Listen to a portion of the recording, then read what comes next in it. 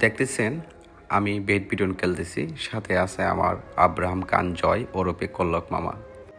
দেখেন আমরা কত আনন্দের সহিত খেলতেছি, কিন্তু এক সময় একটা ব্যাডমিন্টনের প্লাওয়ার কেনার জন্য কত হাহাকার ছিল যে টাকাটা কিভাবে ম্যানেজ করব, কোথায় টাকাটা পাবো, বাবার কাছ থেকে নিব না কার কাছ থেকে নিব।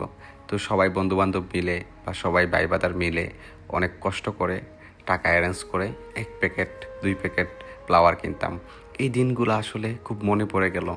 যাই দিন কখনো ফিরে আসে না, সেই ছোটোবেলা কখনো ফিরে আসবে না।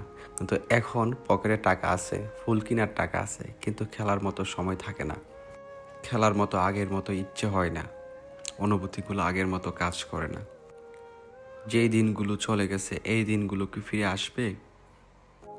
কার কার এই দিনগুলো কথা মনে আছে কমেন্ট বক্সে জানাবেন। এবং ছোটোবেলার যদি কোনো এক স্মৃতি খেলা নিয়ে থাকে অবশ্যই কমেন্ট বক্সে শেয়ার করে যাবেন।